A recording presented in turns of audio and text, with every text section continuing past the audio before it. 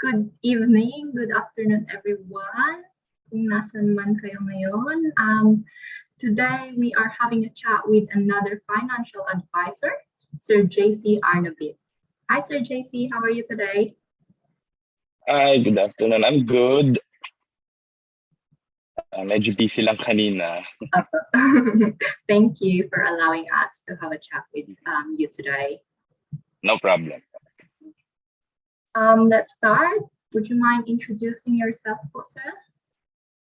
Sige. So, my full name is Jean-Claude D. Arnobit, but you can call me JC for short. I'm 35 years old, married, and as mentioned before, I'm a financial advisor. Actually, financial advisor is I'm doing it as a part-time. Aside from that, I'm also a planning officer 3 for the Department of Information and Communications Technology.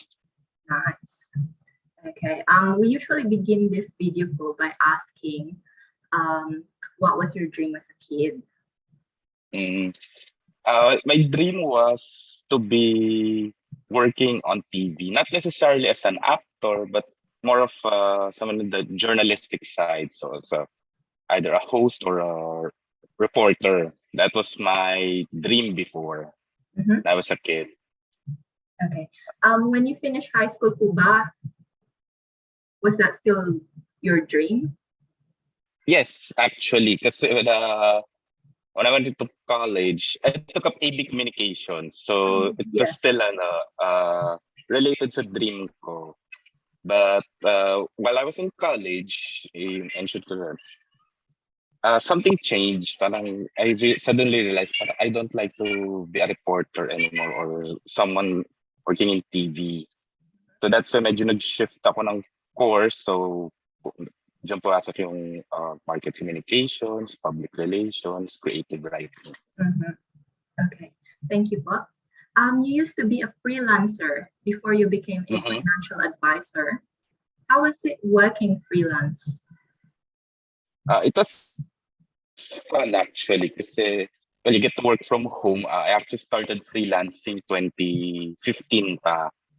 Pero I started as a part-timer. I only did it full-time in 2018. Yes.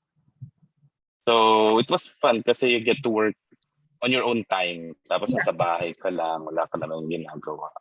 I mean, hindi mo naman kailangan mag-travel anywhere. I can work at a coffee shop. I can work anywhere. So it was fun, but it was also challenging. I have to say, there's gonna be a lot of challenges.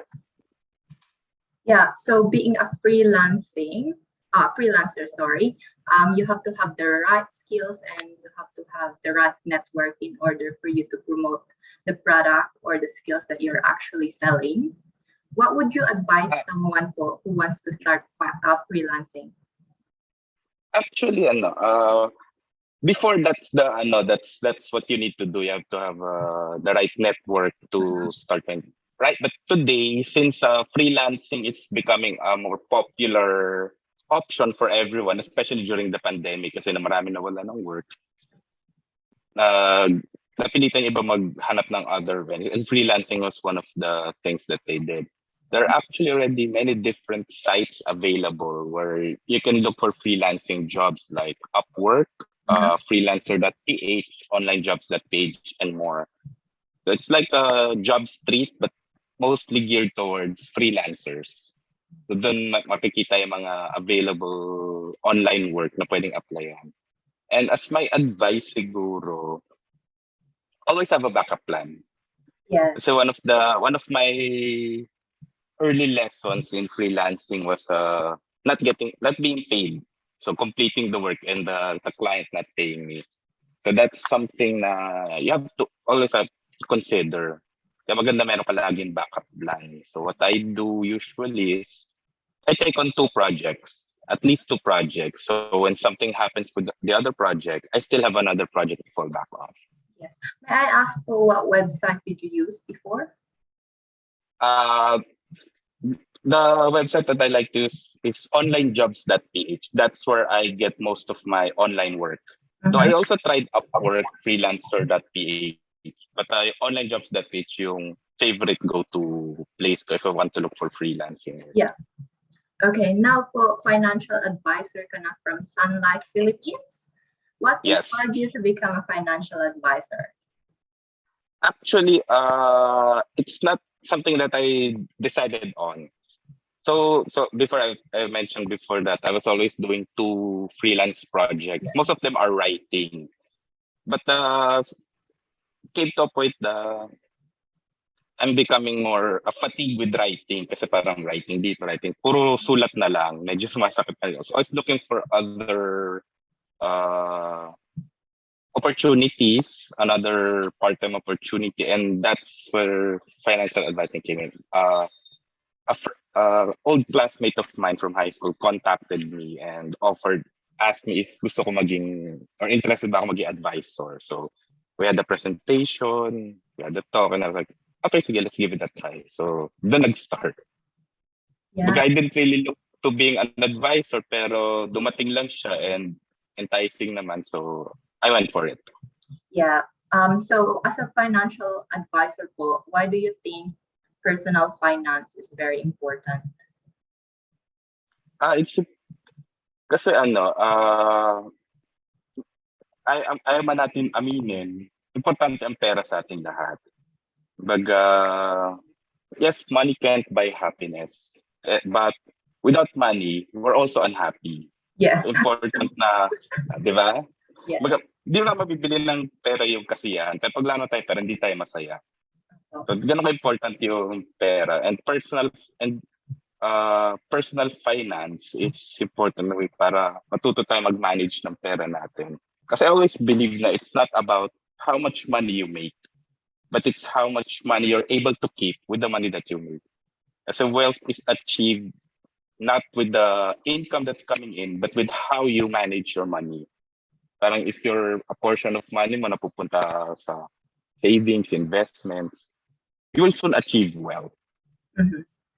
Kasi kahit sabihin natin kumikita ka ng 100,000, pero inuubos mo naman siya every month kung saan-saan lang. Or may umuutang ka pa. Bali, wala rin. Yeah. For you po, what's the best budgeting formula? Ang usual formula talaga nagamit is you start with paying yourself first. Siguro Yes. 10 to 20%. Kumbaga, I usually set 10% for savings/emergency fund, then other 10% for investment. Then I also set 10% for donation, for charity, or tithes kung tawagin. Then the rest, yun yung gagamitin mo for expenses. Kumbaga, it's a simple formula, pero I have to admit na mahirap siya sundan. Lalo na if you're someone who nasanay ka na sa wala kang sinusundang formula. Kumbaga, bahala na. Basta dumating yung sweldo mo. Okay, gastos na lang, gastos dito. Mhm.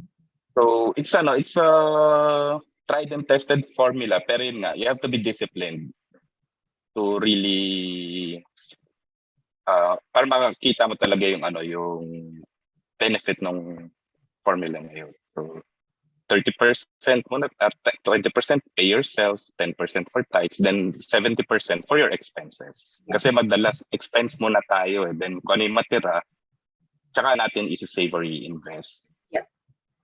Yes, so money isn't, personal finance isn't just about money, it's also more on the discipline of a person. Yes. So it seems like, as you said po, financial advisor kayo and you do it part-time and then my full-time work pa kayo, and beside that you also create contents through bloggings and also Facebook pages. Do you have any tips on time management? Complete one task at a time. Kumbaga, before you start your day, you already dapat may schedule ka na kung ano yung uunahin mong task. Parang, okay, so, like ako, since may full-time job ako, most of my tasks in the morning is na pupunta sa full-time job ko.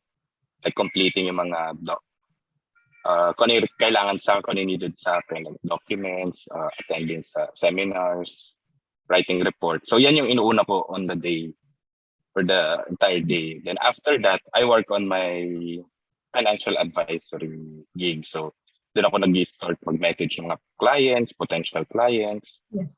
And during the weekend ko naman ginagawa yung for my blog and Facebook page. Baga one task at a time lang talaga. Yes. Kasi minsan pag masyado tayo marami na overwhelm tayo na kung paano ko pagsasabayin itong mga to. Hindi natin kailangan pagsabayin. Yes. Baga focus on one task. Once you're done, move on to the next. Yeah, that's a great advice from Sir JC Arnobit. So you said you're married, happily married. Yes. For how long? Yes, happily married. 3 years pa lang naman kasi 2019 kami kinasal. But we've known each other since 2016. So we've been together for 5 years. Amazing. Congratulations. Thank you. What do you think is the main recipe of a happy marriage? It's communication, trust, time. Important may time kayo sa isa't isa. Parang it's laging ina-advise pero it's really true na you have to set at least once a week na you go out. Kayong dalawa lang. Well, for us, it's easy kasi wala pa naman kaming kids. Pero kung may kids kayo, important na mag-set kayo ng day in a week na kayo lang ng spouse mo lalabas. Mm-hmm. You eat out, watch movie. Parang kapag magde-date kayo, yes. It's important kasi. And of course, you have to, something that I've also learned is every day have to choose your spouse. Kasi, aminadam tayo, dumahal natin yung mga asawa natin. There are gonna be days na parang hindi kayo magkasundo, hindi kayo okay. Parang yung love naman kasi andyan lang yan. Pero may mga iba tayong feelings na nararamdaman on daily basis. Mm-hmm. So every day, just have to choose your spouse. Parang kahit galit ka, kahit na masama loob mo, you still have to choose your spouse. Okay, thank you. What was your biggest regret in 2021? If you do have any. Hindi ako nag-invest sa crypto. Early on, kasi I've actually read about it early in the year. Yes.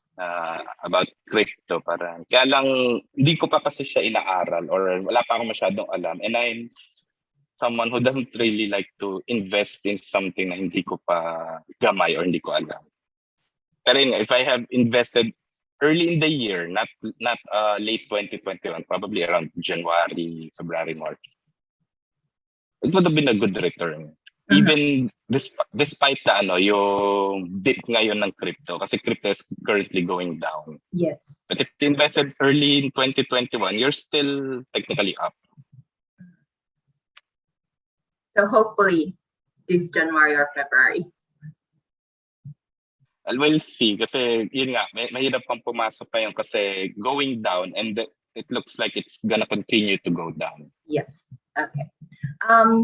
Using one word po, how would you describe yourself?